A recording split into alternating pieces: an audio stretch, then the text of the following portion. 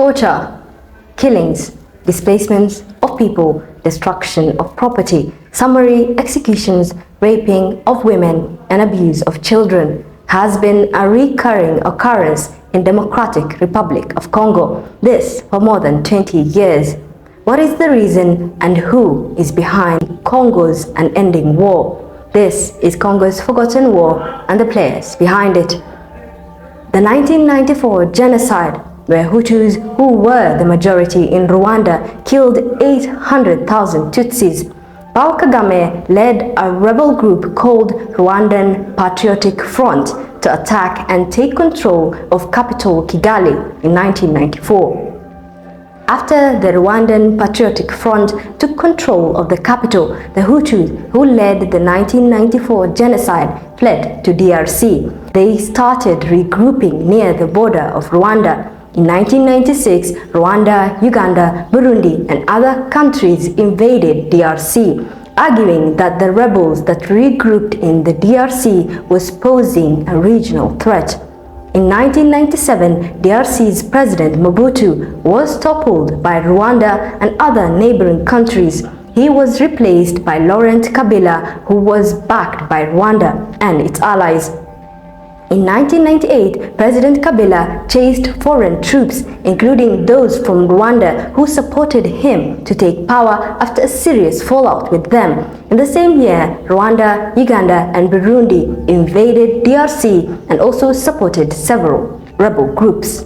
Fast forward, in 2001, Laurent Kabila was assassinated and his son, Joseph Kabila, took over the presidency. The war came to an end in 2003 after DRC and its neighbors signed a peace agreement.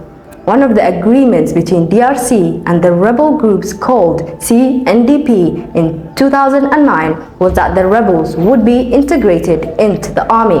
However, this never came to fruition. This also infuriated the CNDP. They formed a rebel group called March 23, which is now the M23 in 2012, that rebelled against the DRC army, causing displacements of people and even taking control of Goma. The M23 at the time were forcefully recruiting civilians to the group, this even children. In 2013, however, DRC army together with UN troops drove M23 rebels out of DRC, and sure enough, they fled back to Rwanda. In Rwanda, the rebels regrouped, and nearly 10 years later, they launched an attack in DRC's province of North Kivu. During the attacks, they took control of large territories in the area.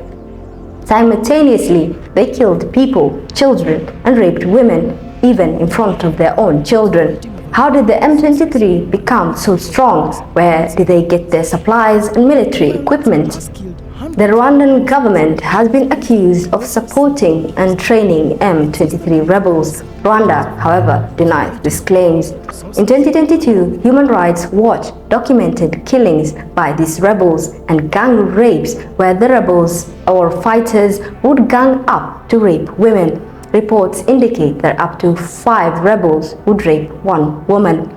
United Nations has said that they have solid evidence linking Rwanda to these rebels. The question was, where do these rebels get weapons? And the answer is Rwanda, at least from UN's solid evidence linking it to Rwanda. Some reports suggest that Rwandan forces fight alongside. Now let's switch gears to DRC army, which is actively involved in the war. The army appears innocent, but nothing can be farther from the truth.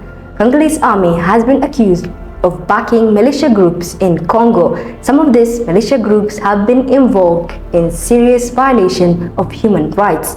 In December 2022, Human Rights Watch said that Congolese officers aided militia to kill and harm civilians. Western countries led by United States, UK, Belgium, and France had called upon Rwanda to use its influence to encourage the rebels to stop their atrocities. The move bore no fruits. In October 2023, America suspended military aid to Rwanda on the basis that Rwanda was backing the M23 rebels.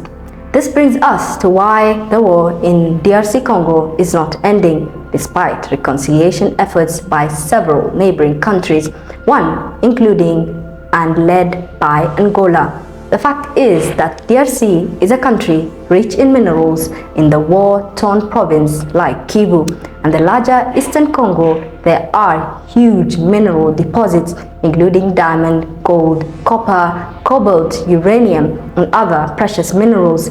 Therefore, it is clear that the war is not about ideological differences or ethnic groups, but the control of mines.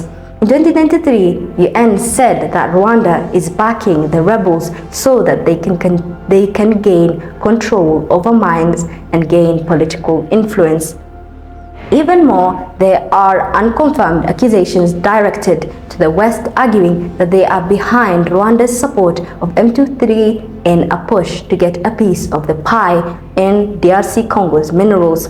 This comes to the limelight during this year's February attacks, which saw angry protesters demonstrate in Western embassies in capital Kinshasa. Some were filmed burning American and Belgian flags, an act that demonstrates displeasure of the Congolese citizens on the West and the conduct during the escalation. This war has resulted in deaths of nearly 20 million people in the last 20 years.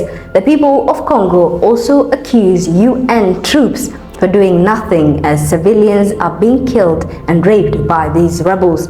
The East African forces had been to Congo, but they failed to put this war to an end.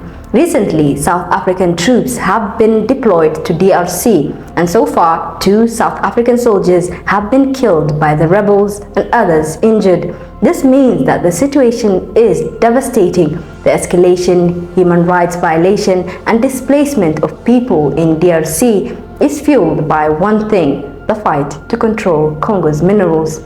Tell me what you think about this conflict in the comments down below.